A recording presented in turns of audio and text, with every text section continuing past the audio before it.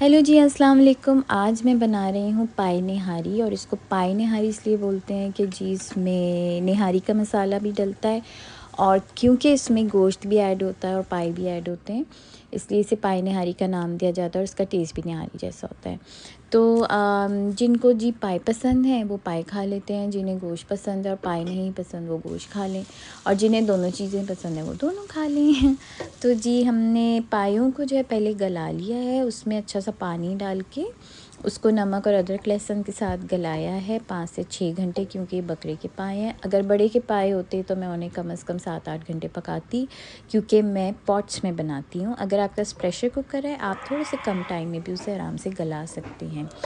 उसके बाद आपने प्याज लेनी है, उसे ब्राउन कीजिए जैसे मैं ब्राउन कर रही हूँ ऑयल में ब्राउन करने के बाद उसमें तेज़ पत्ते डालिए 3 से 4, लौंग डालिए 5 से 6, ज़ीरा डालिए 1 टीस्पून, और अदरक लहसुन मैंने यहाँ पे डाला है 2 से 3 टेबलस्पून, और उसे मैं भून रही हूँ मसाले को भूनना बहुत ज़रूरी है, क्योंकि प्याज आपका अभी सही से गला हुआ नहीं है और ये भुनाई में ही अच्छे से गल जाएगा।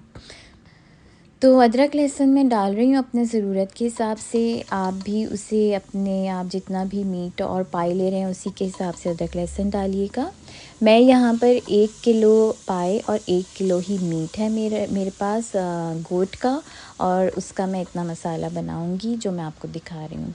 मसालों में मैंने ऐड किया है 2 टीस्पून लाल मिर्च, 1 टीस्पून हल्दी, 1 टीस्पून नमक, 1 टीस्पून गरम मसाला, 1 टीस्पून कोरिएंडर पाउडर, 1 टीस्पून ज़ीरा पाउडर, 1 टी स्पून जायफल जावित्री का पाउडर। और अब मैं इसको अच्छे से मिक्स करूँगी। सॉल्ट थोड़ा सा डालेंगे मसाले में, क्योंकि हम ऑलरेडी पाई गलाते हुए भी सॉल्ट डाल चुके हैं, तो बहुत ज़्यादा ना हो जाए इसकी वजह से।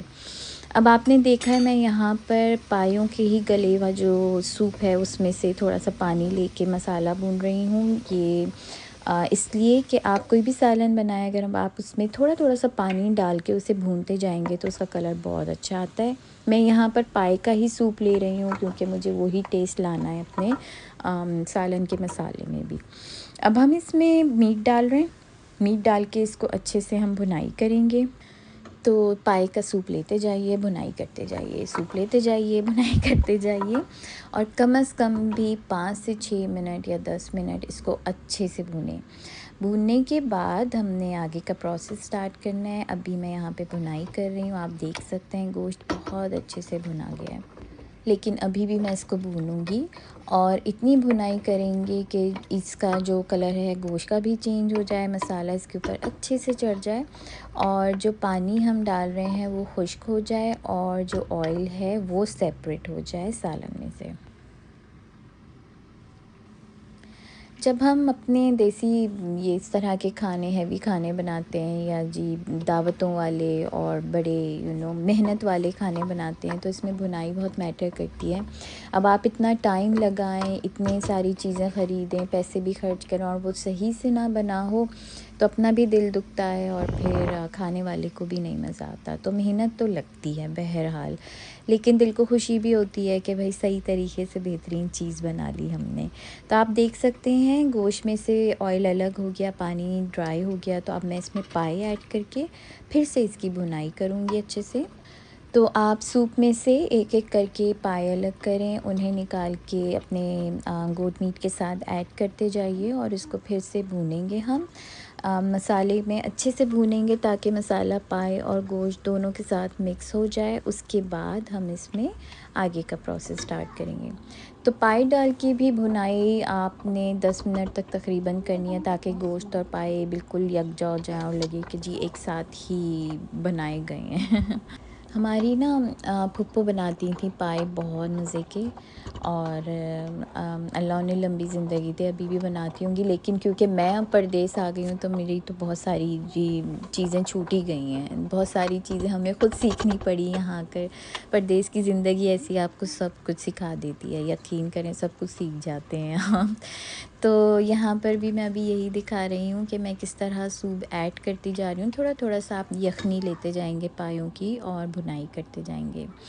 तो क्या होता था कि जी पाकिस्तान में जब हम थे ना, तो वहाँ पर बकरा ईद जब आती थी तो हर किसी के घर कोई ना कोई चीज़ बनी होती थी और आप मिलने जाते थे, तो खाला के हाथ की बिरयानी, फूफो के हाथ के पाए, तो चीज़ बनी होती थी और आप मिलने जाते थे, तो खाला के हाथ की बिरयानी, फूफो के हाथ के पाए, तो अम्मा के हाथ का कुछ और।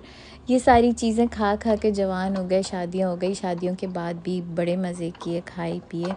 लेकिन फिर हम आ गए जी ऑस्ट्रेलिया, और फिर हमने कहा कि भाई अब तो बनाना ही बनाना है, तो अब हम बनाते हैं और दूसरे लोग एंजॉय करते हैं। अब हमारे ऊपर वो पॉइंट आ गया है लाइफ का, और वो एज आ गई है कि जी अब तो हम बनाते हैं, हमारे बच्चे खाते हैं और एंजॉय करते हैं। तो ज़ाहिर है उन्हें भी ज़िंदगी भर याद रहना है कि माँ ने ये बना बना के खिलाया है। तो आप भी बनाइए इस मसाले के साथ और सबकी तारीफ़ें वसूल कीजिए। यकीन कीजिए ये बहुत मज़े का बनता है। मसाले आप अपने तरीके से, अपने टेस्ट के हिसाब से एडजस्ट कर सकते हैं। अब मैंने यहाँ पे भुनाई करने के बाद इसको फिर से ढक दिया है। ढक के मैं फिर से इसको छोड़ दूँगी थोड़ी देर के लिए, तकरीबन 10 मिनट, और आप इसको पकने दें, या जब तक इसमें अच्छे से बॉयल नहीं आ जाता आप इसको पकने देंगे। और फिर हम इसमें ऐड करेंगे सूप, और फिर से इन्हें हम पकने के लिए छोड़ देंगे। यहाँ पर अब मैं सूप ऐड करने लगी हूँ। सूप ऐड करूँगी, सारा जो यखनी हमने पाए गलाए थे वो वाली यखनी ऐड करके मैंने उसको फिर से कवर करके पकने रख दिया। और ये मैं आपको दिखा रही हूँ एक्चुअली।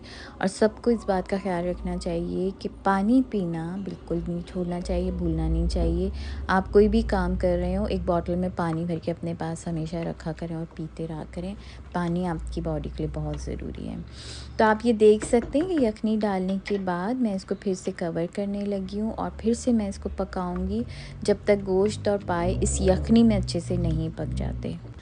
साथ में हम अपना हरा मसाला तैयार कर लेंगे जो गार्निश के लिए यूज़ होता है, जिसमें हरा धनिया, हरी मिर्च, अदरक और नींबू। तो यहाँ पे मैं सब कुछ चॉप करके और काट के अलग से रख रही हूँ। जी यहाँ पे मेरी आप देख लीजिए अच्छे से निहारी पक रही है, बॉईल हो रही है। गोश्त और पाए डाल के मैंने फिर यखनी डाल के इसको फिर से बॉईल किया है। ये पक चुका है आराम से, सब कुछ पक के तैयार हो चुका है। आखिर में हरा धनिया डाल के मैंने फिर उसको थोड़ी देर के लिए दम पे रखा है, ताकि हरे धनिया की थोड़ी सी खुशबू आ जाए, वो बहुत अच्छी लगती है। ये जी पक के सब तैयार है, मेरा हरा मसाला भी तैयार है। अब मैं इसको सर्व करने के लिए निकालने लगी हूँ। तो इस सबसे एक और टिप मैं आपको देती हूँ। सर्व करने के लिए हम सबसे पहले, आप कोई भी सालन बनाएं, आप उसमें सबसे पहले आप गोश्त निकालते हैं, जो मीट होता है उसको निकाल के डालते हैं, और ऊपर फिर आप सारी ग्रेवी जिसको कहते हैं या कड़ी कहते हैं, फिर वो आप ऊपर से डालते हैं। तो इस तरह से सर्व किया जाता है खाना। इस तरह से दोनों चीज़ें बैलेंस रहती हैं और आपकी सर्विंग भी अच्छी लग रही होती है। तो यहाँ पे पाए निहारी तैयार है गोट मीट की और गोट के पायों की। उम्मीद है आप लोग भी इसको करेंगे, ट्राई करेंगे और मुझे इसका फ़ीडबैक देंगे। ये सारे घर के मसाले से बनी हुई है। इसका ये मतलब नहीं है कि बाहर का मसाला मैं नहीं यूज़ करती हूँ, लेकिन कुछ चीज़ें हैं जो घर के मसालों से भी बहुत अच्छी बन जाती हैं, तो फिर घर के मसालों से ही बनाई जाती हैं। और क्योंकि घर वालों को पसंद है, दोस्तों को पसंद है, तो फिर तो ज़रूरी है कि आप वही चीज़ बनाएं जो सबको पसंद आती है और आपको भी अच्छी लगती है। तो जी पाए निहारी तैयार है, आप लोग भी ट्राई कीजिए और मुझे बताइए कैसी बनी है।